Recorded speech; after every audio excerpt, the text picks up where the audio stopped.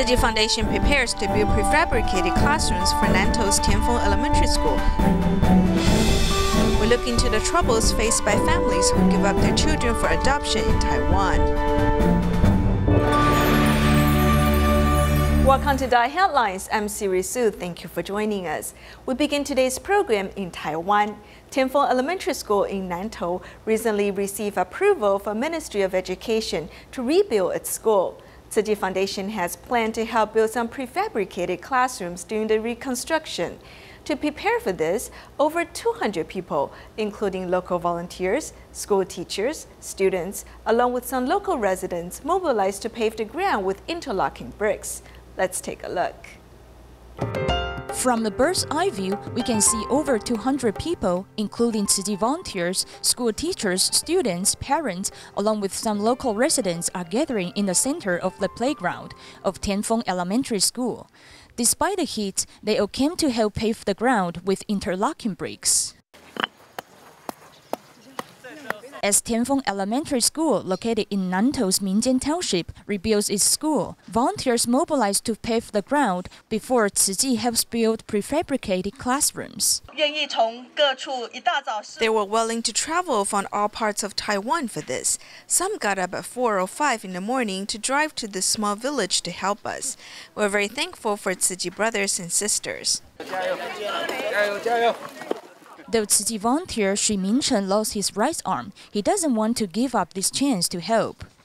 I come here with gratitude. I can exercise and keep healthy by doing this to help them.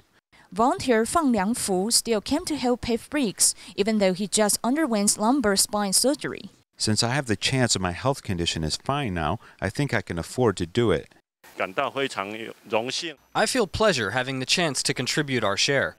The boss of a car repair shop, Wu Huifeng, invited 4 of his staff members to join the effort.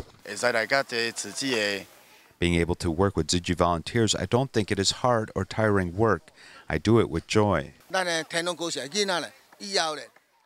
Children in the Tienfeng Elementary School should uphold Tzu Chi's spirit and express gratitude to all the volunteers who completed the task of laying these bricks in hot weather. Everyone works together to spread love brick by brick, giving these children a comfortable place to study. Also in Taiwan, the Tzu Chi Project Hope of Disaster Risk Reduction in Taidong is helping 9 schools provide a safer learning environment for the students.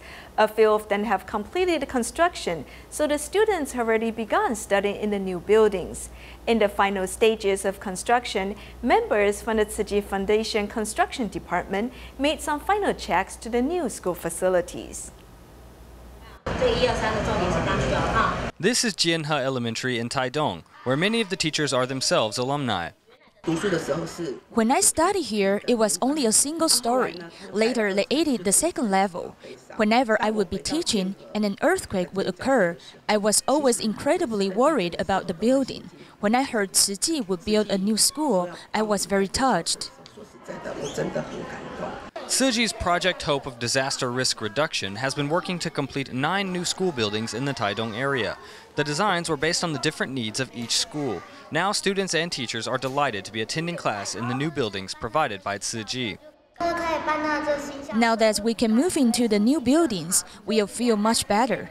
And now things are more quiet, so we can better focus on studying.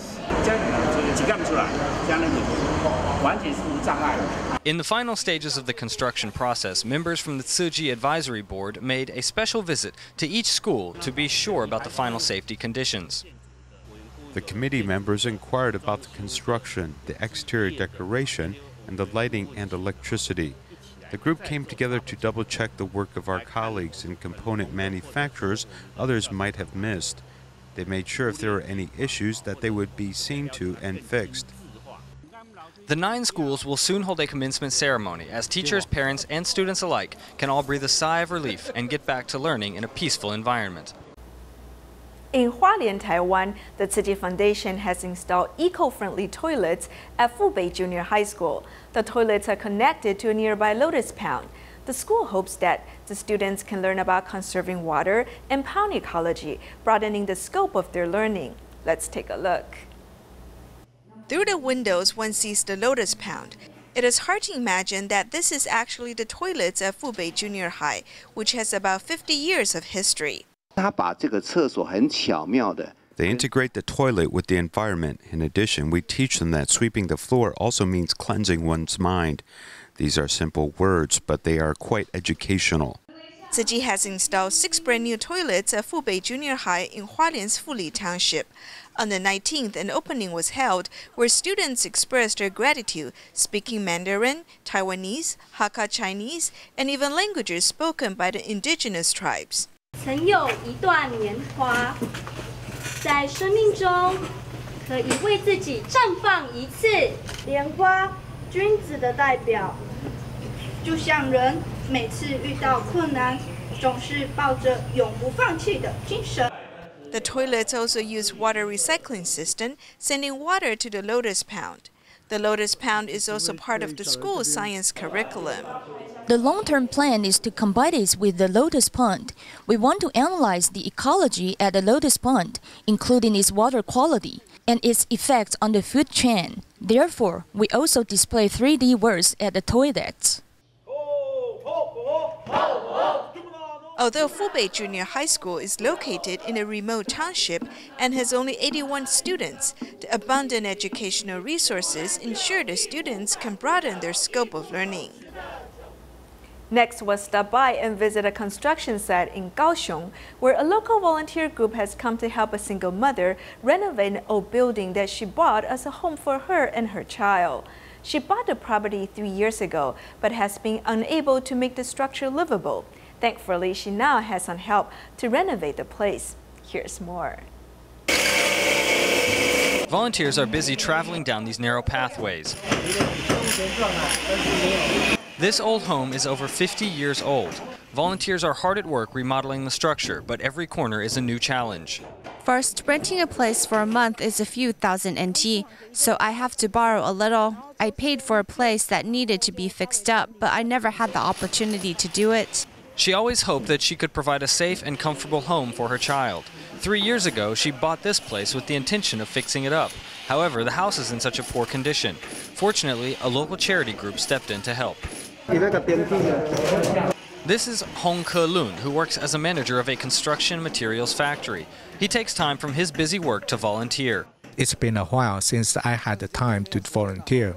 I was only able to donate a bit here and there, but now I have a bit of time. I want to do some volunteer work myself. Also volunteering today is Mr. Hong's wife. The couple usually spend their weekends hiking, but this weekend they are wearing hard hats and helping remodel this home. I've wanted to be a volunteer like this for a while. This is the first time, but I'm sure I will do more in the future. This married couple are happily giving of themselves in order to help fulfill the dreams of a young single mother and her child. In another story about rebuilding homes and lives, we turn our focus to Ecuador. A year has passed since the magnitude 7.8 earthquake devastated Manabí, Ecuador. Reconstruction in the hardest hit area has seen some progress, but there are still residents working hard to rebuild their life. In reconstructing the buildings, the residents are careful about the selection of building materials, using natural bamboo and sugarcane. Let's take a look.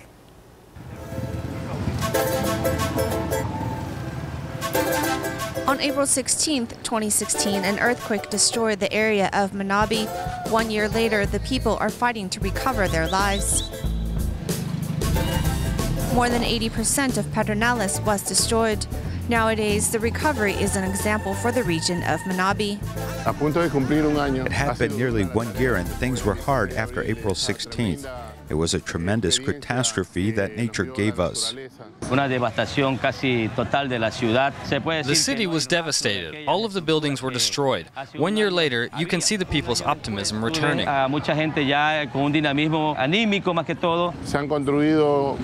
More than 1,000 houses have been built. Now we're building cities. Estoy construyendo 216 casas para las familias que sufrieron. We are building 216 new houses for families who suffered during the earthquake. They live in La Chorrera, which is a fisherman village. We don't have enough for all people, only for 216 families. They are duplexes. Each house is for a family of 4 to 5 people maximum. For structural reasons, we were looking for a natural system because these building materials are from nature and may withstand an earthquake. Sugarcane is lightweight, super tough, and flexible, and we can achieve a more rigid appearance without it being a concrete structure. There's a list of people, and the designation of each house is pending by the MIDUBI. These are the houses we built, but we lack the infrastructure and roads. It's a project much longer than a single dwelling. Aquí tú ves que las casas están construidas, pero falta todavía la parte de infraestructura y vías y todo eso, porque es un proyecto mucho más grande que una sola vivienda. A todas las personas, a todo el mundo. We are not prospering easily. We have many needs, but we have evolved. After a catastrophe, resilience is not always immediate. Pedernales was among one of the more devastated areas. I think it is one of the cities with greater resilience. Kanoa is a tourist village. The earthquake affected the economy and business. They are still fighting to recover their lives. Soy de Japón. Yo tengo negocio de internet, cyber. Yo alquilo las I'm from Japan. I have an internet business. I rent surfboards. Before the earthquake, it worked well, but right now there aren't many tourists. I was here working when I felt the earthquake. The lights went off. Only one camera was working.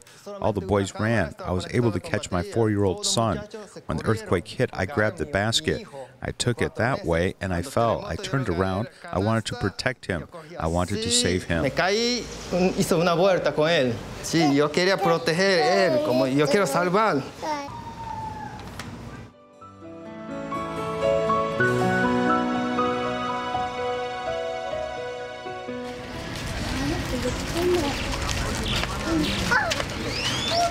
Empezamos el negocio hace aproximadamente un año, 4 meses antes del terremoto empezó. We opened the business a year ago, 4 months before the earthquake. Little by little, sales are rising. Here's the kitchen where we cook for the restaurant. I work here with my wife and my mom. Here is where my mom sews. Here's where she sleeps. This is my bedroom. This is where the children are. This is what Tzu Chi gave me. I've kept it like a lucky amulet. Esto es lo que me regaló Tzu Chi. Esto de aquí, y lo tengo como amuleto de la suerte. Thanks to Tzu Chi, I've worked the whole program while they were here helping. They paid us to clean our neighborhood. Tzu Chi helped us reopen the business. We were able to buy plates and glasses. Items like these were broken during the earthquake. Vasos, todo ese tipo de cosas que se cayeron con el terremoto. Bueno, nosotros estamos aquí porque tenemos miedo todavía. We are here because we are afraid to return to our homes. They are damaged. We are waiting for help from the government, but as of now, we have been here for a year. My hope for the future is that there could be more hotel infrastructures and to be able to get ahead with my whole family. And with the village, we are going to get ahead as we have always done. Salir adelante con la familia, con todo el pueblo, salir adelante. Y nosotros vamos a salir adelante, como siempre lo hemos hecho.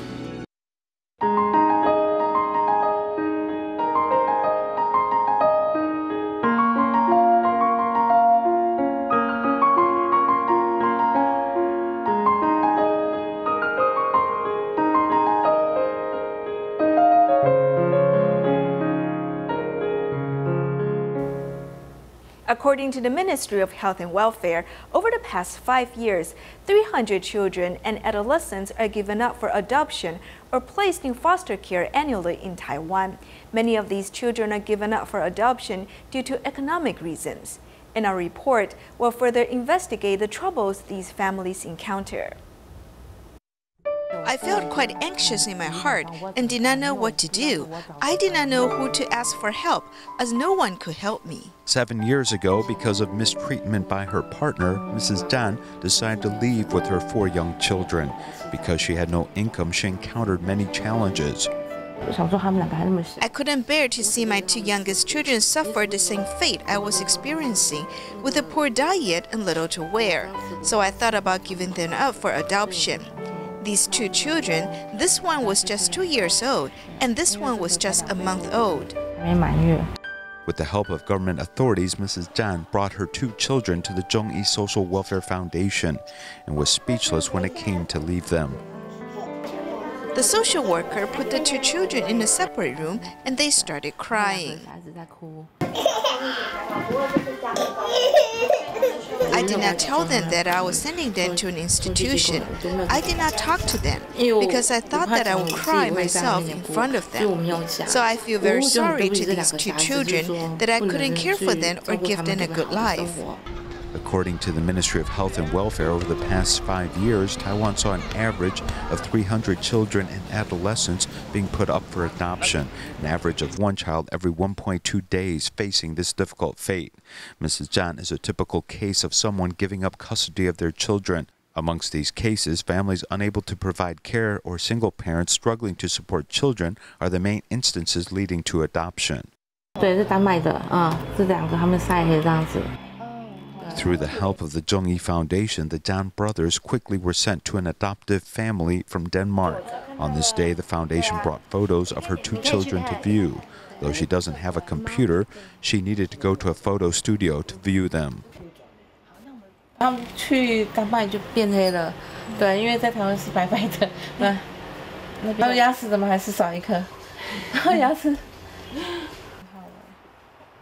Mrs. Zhan immediately recognizes her children who had turned darker and have lost their baby teeth. Over the past few years, she has worked odd jobs such as being a waitress in a restaurant and doing other work to feed her two older children. Also in October last year, she married another man, and his family of 4 is living a normal life. She has written to this Danish family and the 2 children she placed with them to thank them for their support. I want to thank them for looking after these kids like their own children, caring for them in every possible way, and sincerely loving them like this. I want to tell them that they will always be my babies, and my love for them will never change. 7 years ago, she couldn't tell her children why she gave up custody over them. But now she is willing to express herself. This Danish family immediately responded after receiving the letter, thanking her for the opportunity to adopt 2 lovely boys. They are also happy to know that their brother and sister are doing well in Taiwan and pledge to remain in contact and mutually understand each other's situation.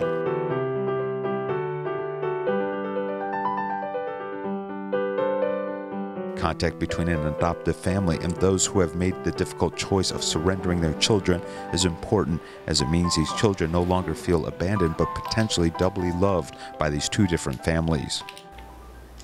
In Taiwan, Tzu Chi volunteer Jian Yue recently led a group of volunteers from Keelung to care for some underprivileged people. While some have financial difficulties or problems with interpersonal relationships, others suffer from severe injuries. Fortunately, with the volunteers' love and care over many years, many of these care recipients have been able to find fresh starts in their lives. Let's take a look. After getting injured in a work accident, Tang Tang has been bedridden for nearly 30 years. His 93-year-old mother is always by his side to take care of him. Master once said, when we open our heart, then everything will go smoothly. He also recognized this idea. He said he has improved his temperament.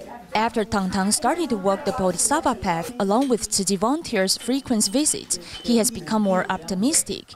He even teamed up with people who had the same experience as him to establish the Association of Spinal Cord Injuries.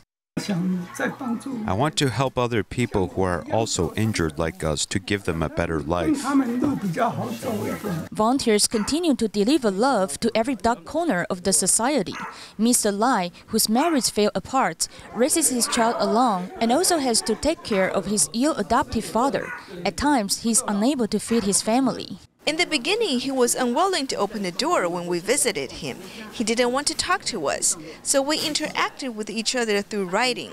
We also read his facial expressions to understand his thoughts. We have communicated with him like this for many years.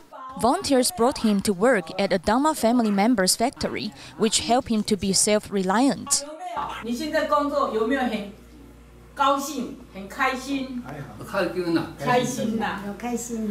After Mr. Lai opened his heart, he began studying sutras regularly and now shows a smile on his face. In Taipei, Taiwan, Tzu Chi volunteers visit and care for solitary seniors on a regular basis. Recently, the volunteers in Da'an district celebrated Mother's Day early with a solitary grandma. She remarked that although her children are overseas, she has felt the joy of Mother's Day thanks to the volunteers. Knowing that Tzu Chi volunteers are coming, 91-year-old Grandma Wu has decided to dress up.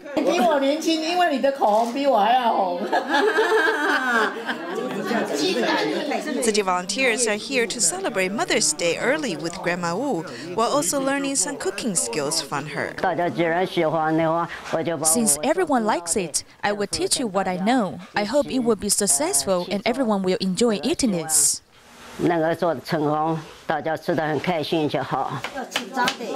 Grandma Wu originally planned to share how she makes tofu balls. However, after everyone got busy in the kitchen, this is the end product. Although Grandma Wu is not my relative, we feel very closely to her after today's interaction. I think Grandma's cooking skills are wonderful. Although this is the first time we tried making tofu balls, they taste delicious. Since Grandma Wu's children live overseas, she has been living by herself for more than 10 years.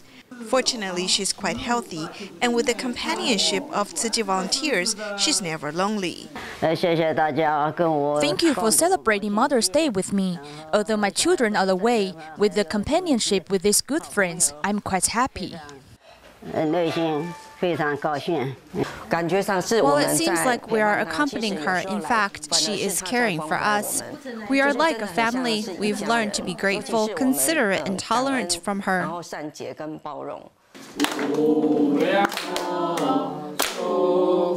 With songs of celebration and a cake, the volunteers have brought love and laughter to Grandma Wu.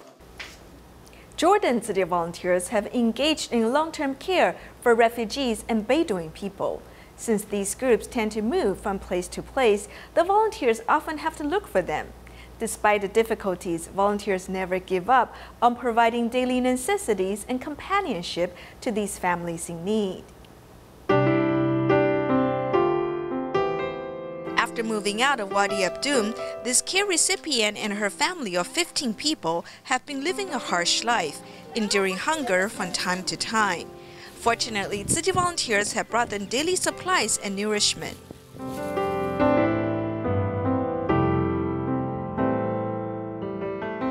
This family, who originally lived in Wadi Abdum, was forced to relocate by the city in August of last year. Fortunately, Tzu Chi volunteers reconnected with this care recipient in the hospital in January of this year and have continued to care for her.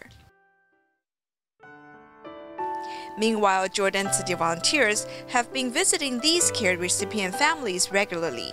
The two sisters from Lebanon who lost their parents are impoverished. Another care recipient is 92-year-old Rimung, who lives alone and was a faithful Catholic with a successful business when he was young. Volunteers began to care for him after his younger sister passed away. They even celebrate his birthday with him. Then there are these three elderly sisters who have been tormented by chronic illnesses. The volunteers also treat them like their own family. In Tainan, Taiwan, Tzu Chi volunteers invited students from 11 colleges to join them on a beach cleanup mission. Since the students just finished their midterm exams, more than 200 of them seized the opportunity to protect the environment. We'll leave you with these images at the end of the program. Thank you for joining us. Goodbye.